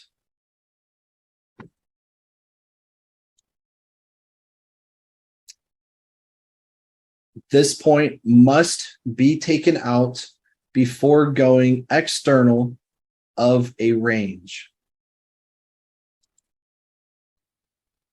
And just make sure to make note of the specific diction. Internal, external. It's the internal liquidity point that must be taken out before going external of a range.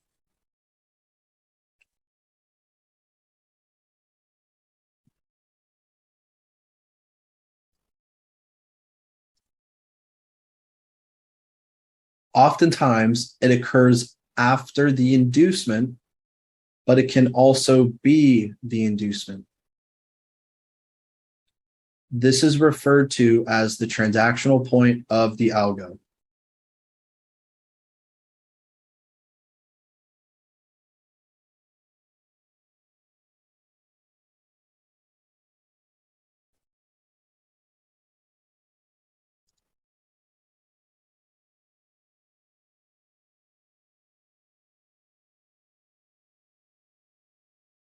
All right.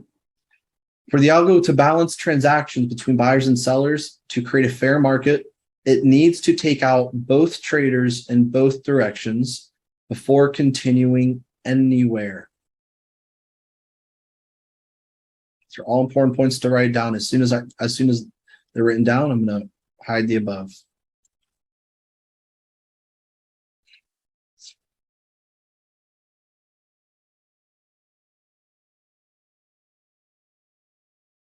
All right. Now let's look above. So what is engineered liquidity? Engineered liquidity is the first internal liquidity point that creates an external range. So when we are looking at it from this perspective here,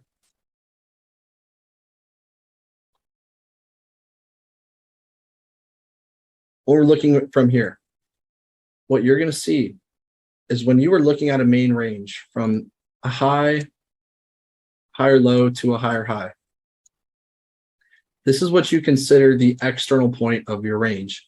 What happens, though, is within your range, you're oftentimes going to have this. Price will just come down, run away, and then it will start developing some form of order flow, and then it will continue higher. This first internal point, this right here, will not mitigate anything. Also, there is an imbalance that is left behind here to here. This is what we call the transactional point of the algorithm, because this is the first internal liquidity point that causes structure, right, to be broken. So what happens is after we take out an inducement, price should come back to here. And any order block along the way, just give small pullbacks for this to be liquidated, because this is where the buyers first got in. Sellers are taken out. Here, they're stop losses. Buys take over. And then what happens to balance the transaction between buyers and sellers, the cost of borrowing and lending, we need to come back here to balance this. Now we have to take out the buyers that funded this move internally. So we take out sellers, we take out buyers. Now algorithm is back to homeostasis. Now it's time to restart the cycle again. So now price will then continue to go higher. And of course, it'll be rinsing and repeating this whole process all the time, right? But that's what needs to happen. So looking at this example, where's our main range? We see that we have a low. We then have what? We have our main push. Within here, we see that we have a push, and then price, continues higher. What I'm illustrating though is this over here. Do you see how this just swept liquidity? It swept it, but an order block was not mitigated, just mitigated an imbalance. When this point occurs, it will either mitigate nothing. It'll just sweep liquidity to engineer a quick move that becomes liquidity in the future, or it'll mitigate a higher time frame order block to keep going. One of the two is going to happen, but regardless, the point remains the same. It needs to be liquidated. So when you see this happen over here, after price liquidates and creates the next bullish push to happen, this is the point that price must come back to. So what happens is after you identify this internal liquidity point, price will then have to come back to liquidate it, and your imbalance with your order block will be mitigated. Again, over here, you'd be taking out some form sellers, right? And then you're going to take out buyers. And then now it's time for you to take out sellers again. So now where's the next place where buyers need to get taken out? Right here, because this is where they first happened. So now we know it needs to come back down here. But we have a lot of practice to go through. So let's fly through this. Same thing over here, right? What happens? We see over here, we have a low, high, higher low, higher high. This is our external range, right? This is our external range. After our external range is created, where's the first internal liquidity point that doesn't mitigate anything and causes the bullish push to happen afterwards? We see it's right here. This did not mitigate anything to the left. Order flow started establishing mitigation after it. So that tells us this whole move is unsupported. Even though it goes up, it's buying, it's short term. After we collect gas, that's only then that's going to allow us to come back down, taking out again sellers to come back here to take out buyers to mitigate our order block, right? To mitigate our order block. After it's mitigated, we then know price will come to take out sellers and rinse and repeat, sellers to buyers, all over the place. But you're going to have a much easier representation of what this is when we get to the anatomy of the algo next week. All right, let's keep going forward.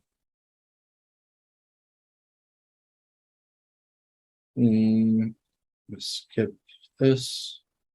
All right, let's take a quick look at an example. So first thing we need to ask ourselves, where is the inducement? What is the structural point that is pending that needs to be broken? Here we have a high, higher low, higher high. I'm only saying structure so you know where the inducement is. We sell above previous higher highs, which tells us a type 2, right? There's a type 2 inducement right there. After the inducement is taken, you need to shift your eyes. Inducement's taken, where's my engineer liquidity? Your engineer liquidity is that first point that always occurs after that major first imbalance. Where's the first major imbalance? We see that it's all right here. Yes, you have this, don't worry about that. Your point of engineered liquidity is not one candle. It has to create order flow or some mitigation afterwards. So over here, does this mitigate anything to the left? No, and don't you dare say, oh, this is a breaker block. It's liquidity. It's don't say that. But afterwards, after it doesn't mitigate anything, what happens? Price will then start to establish order flow. Low comes back to mitigate the order block that that swept no liquidity, engineered liquidity itself to keep going higher. So what happens is after the fact, price then starts building, right, up towards your inducement. After your inducement is collected, boom, where's the next liquidity point to focus on? Your engineered liquidity. That's what needs to come down. Taking out sellers, taking out buyers. Based off of this, then, we even talk what we've been doing so far. You have your inducement, then have your trap. After your trap, what do you focus on? Everyone type in the chat. After the trap, what do you focus on?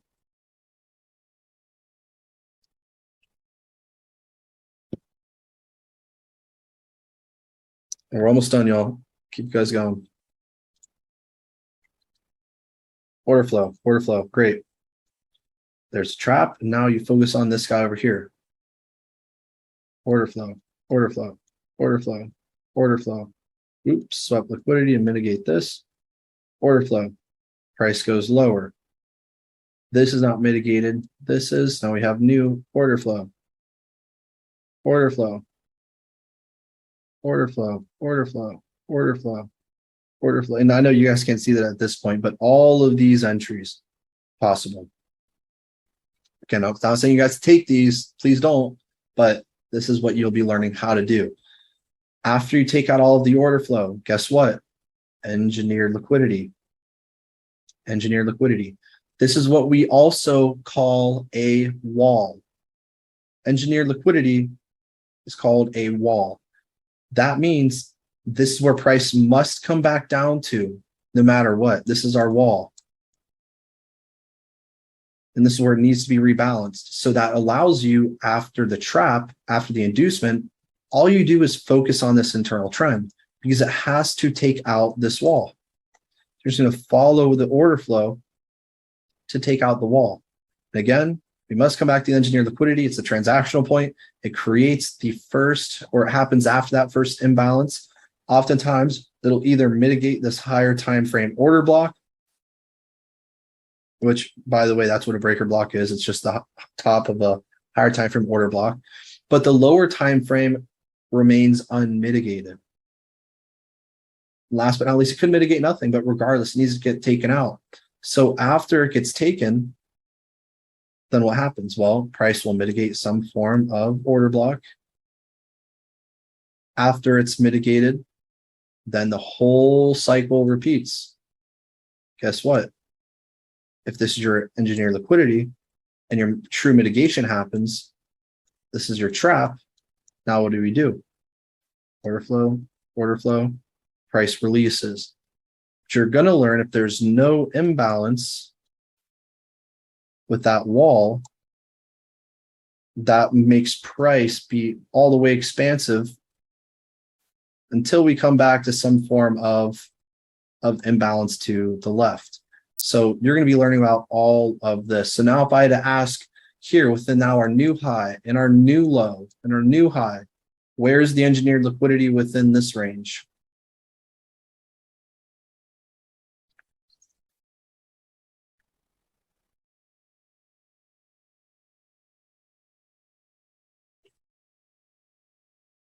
Some struggle. I see both ways, right? Now,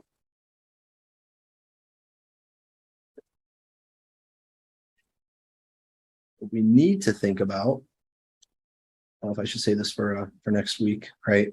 But we need to think about that this right here, this swept, didn't mitigate anything. This did not mitigate anything, right? So in this point, you actually have two potential areas of engineered liquidity, but this is where the algo comes into place that you'll be learning about. One is an inducement and one is engineered liquidity. This right here, right? This would actually be the engineered liquidity because this happens after that first major imbalance. This is called something else.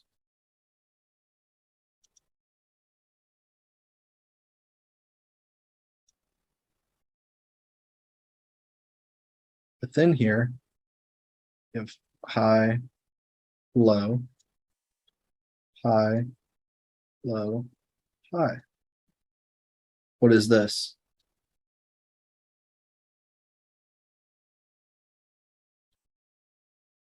There you go, Ahmed. Yes, sir. This is a type 3. This price has to take this out. So it can actually mitigate this and then go higher. There's a lot we're going to be putting together, and you guys have yet to see the anatomy of the algo, which combines both of these concepts and more. So let's finish up the last couple, and then we are going to end today. You guys will also be receiving homework for this week. All right, and here we go. Finally, the third pillar, order flow. Institutional order flow is what shows us where the institutions are accumulating their positions after the main trap. It is the consecutive mitigation of extreme order blocks and will happen on lower time frames to accumulate the positions before taking off drastically.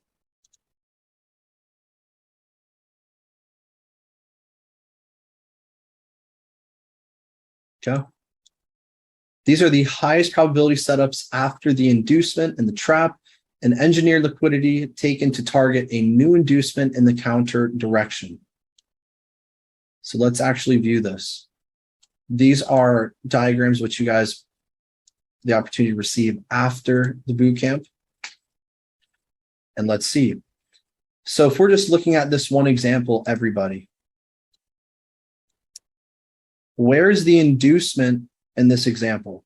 If this is the main order block right here, where's the inducement? Everyone only identify the inducement.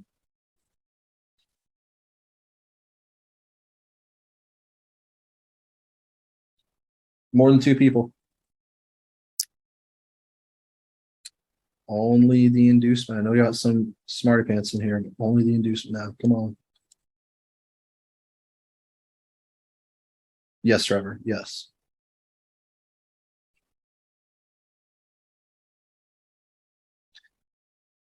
The inducement, everybody, is right here. This is the inducement, specifically a type 2.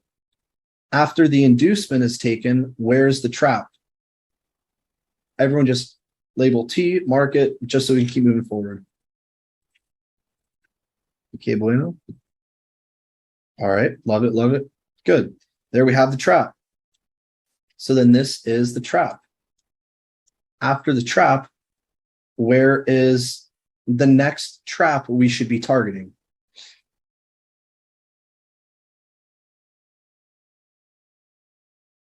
Beautiful. And how is price going to get to this trap?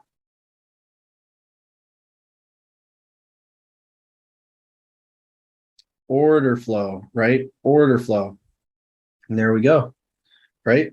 That's all it's going to do is use order flow to get there. So if that's the next trap, which we're targeting, because this is an inducement, well, then all we're going to do is follow the order flow to get there. And after order flow, again, oftentimes you're going to learn something called decisional order flow. If it always came back to the extreme, it would just be building liquidity, right? So then you need to expect an impulse afterwards. After 3 to 4 mitigations, then you're going to see, all right, well, here's our new decisional. Now it's just going to create a new order flow after that. Well, then it's come down here, and then it's just going to keep going all the way exponential. So this is how you always need to view your ranges, from order flow, from trap, from inducement, trap, mitigation, order flow, targeting a new trap. And this is how orders are accumulated from an institutional perspective, not just randomly staying points everywhere, but even within here, you're always going to have minor inducements. And these minor inducements are what's going to allow you to target a medium. This medium inducement could potentially allow you to then target a major if you're bearish. You're going to learn how to navigate it flawlessly. So as per Trevor's request, we are going to look back at some of these key points and then go on to the last few slides.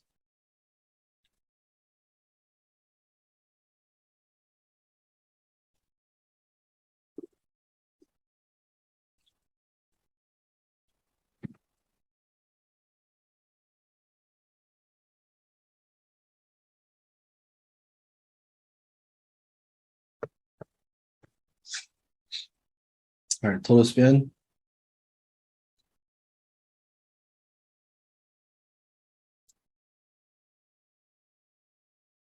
See, no.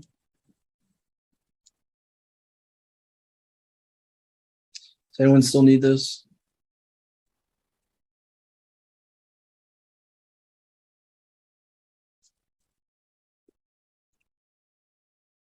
All right, great. You're almost done, everybody. Same thing over here. Everyone mark out only the inducement. Where's the inducement if this is our sell order block? Everyone, inducement, inducement, inducement. So first step, mark out the inducement. And I would draw these. I would draw these. If this is your inducement right here, where is your trap? Beautiful. This is your inducement. This is going to be your trap, because your trap mitigates your order block. Let's now think about 3. The third thing is what? Order flow. Now, if I had to ask everybody, where is the SMT? The smart money trap. Beautiful, beautiful, beautiful. I love it. I love to see it. This is now our SMT, which this is going to be 3.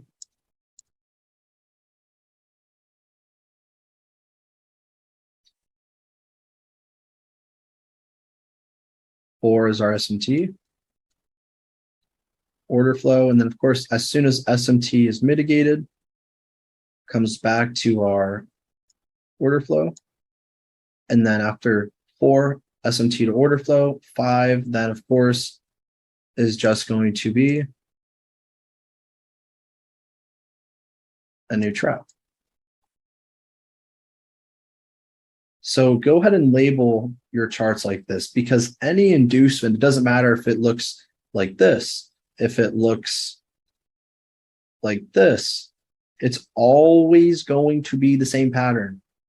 Here's my inducement. Here's my trap. I know my inducement is here, and this is my trap. I know my SMT is here. So that tells me if this is the right order block over here, I can now just focus on the internal order flow, because none of this is going to work. It doesn't matter what you do, but if you know what traps are, if you can master those diagrams for inducements, you then know where the traps are. If you know where the traps are, the SMT traps, you then know how order flow is going to be respected. And then it's just going to rinse and repeat the entire time, over and over and over again. Because after this is taken, guess what happens? Oh, this is the inducement. This is the trap. Guess what's going to happen, ladies and gentlemen? It's just going to repeat the entire thing over and over and over again. That's how we need to see everything. Trap, inducement, trap, order flow, the whole 9. So how's everyone feeling so far, just about the conceptual application? 1 for great, 2 for stellar, 3 for I'm not feeling good at all. Great. Awesome, everybody. I love to see it. As long as you know it conceptually, the chart work is the easy part over time. Awesome. Now let's go to the last 2 slides, and we're going to start with of course, yeah, you need to practice. Of course, this is just the origins. We got plenty more. Don't worry about it. All right. Talking mushrooms. All right, and last thing, we're going to go over this pretty quick. This is another picture perfect example. After, let's see, this is your structure. Low, high, low. If this is your inducement here, we know the trap happens after the inducement, right? After the inducement is taken by the trap, what then do we follow, right? We follow order flow. So with the anticipation that this is going to be a potential type 1 bullish inducement, right? Because after we collect the inducement, we take out the low, we look to then reverse and target over here. So until we get to this point, we're just going to be following order flow. We have inducement, the trap that'll mitigate some higher time frame order block to the left, and then we just follow order flow. This extreme doesn't mitigate. That's fine. The decisional is mitigated, however. And we know this is a decisional. It's a type 3 specifically. Those who don't know what I'm talking about, you will after the boot camp. Where's our engineered liquidity within here? Well, this is where the price first picks up and then rallies off. Where's the engineered liquidity over here?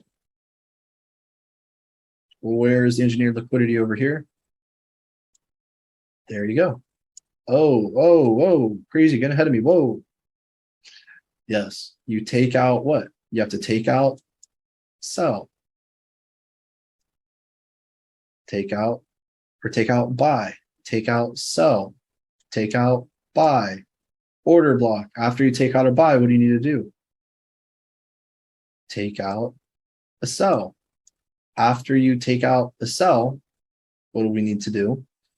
We now have this pending, and we also have this, right? Because this is still following order flow. After decisional is mitigated, the extreme that mitigates the decisional needs to be mitigated. So then what happens after the fact? It needs to come all the way back to here, right? It needs to come all the way back to here. After we have this mitigated, where's the engineered liquidity within this range now? After we take out buys, where is, there you go. Yep, Trevor, Luis, TJ, yes, sir, you guys all got it. That's where price needs to come, right? So then let's think about it.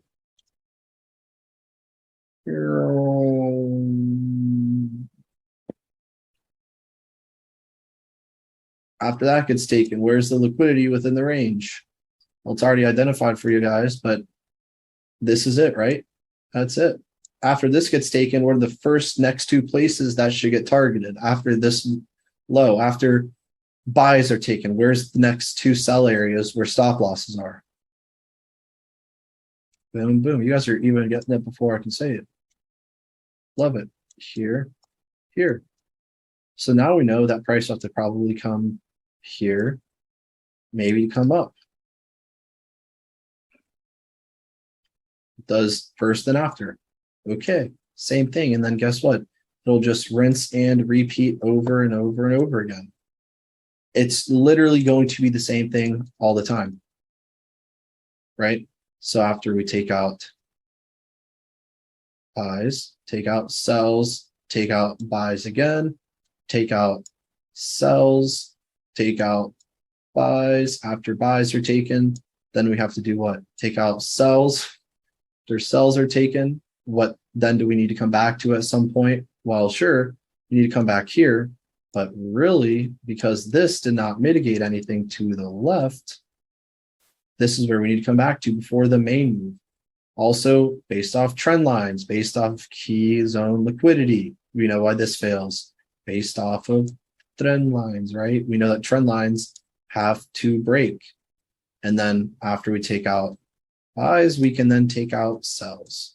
It's always balancing between buys and sells. And once you know just these 2 points, you know everything you need to know. And you're going to view ranges so easy. But what's going to allow you to see them easier is when you actually see the anatomy of the algo. And that, my friends, is for next week. All right. Let's see.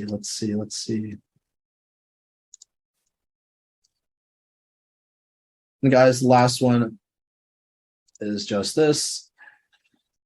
The fourth pillar, right, are just going to be other order blocks. It's the final component. Now, order flow and order blocks are one and the same, but order flow is the consecutive mitigation of order blocks, and order blocks themselves are just, they don't need to follow order flow. For instance, here, I mean, you guys will always see the same. Take out sells. Take out buys. Take out sells. Take out buys. Take out buys. So now what do we think? What's next? Now we need to come back to take out sells, right? We need to take out sells. So based off of this, Where's the first major imbalance? It starts, boom, this is our engineer liquidity. Now price should end up coming back up here before even thinking about selling down again, right? So it's just identifying order blocks, and still, even in this case, everybody, you'll still see it follows order flow. Have our inducement, here's our trap, here's our beautiful order flow, and then here's our target, another trap, for then to repeat. Always the same, right? So just identifying extreme decisional order blocks that are lying after your inducement or your engineered liquidity, especially with order flows. And then when a decisional is mitigated, always remember this order. Always remember this. And that's something you guys will be learning more about within the course.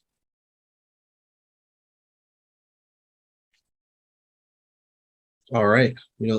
Again, we only know the higher time frame order block must be mitigated. Remember this. Please, like, absolutely. That's so important. Do not over refine order blocks. You can make your refinements, but your refinements don't need to get mitigated. The only thing that needs to is that highest or the largest order block on your higher time frames.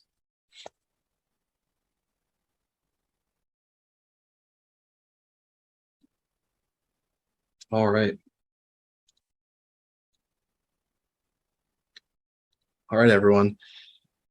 So based on that, next week we are going to be going over the remaining of the cycles, the intention and purpose, internal, external range liquidity, tying in all together the algo, mastery of the algo, all of the intraday scenarios, and you see.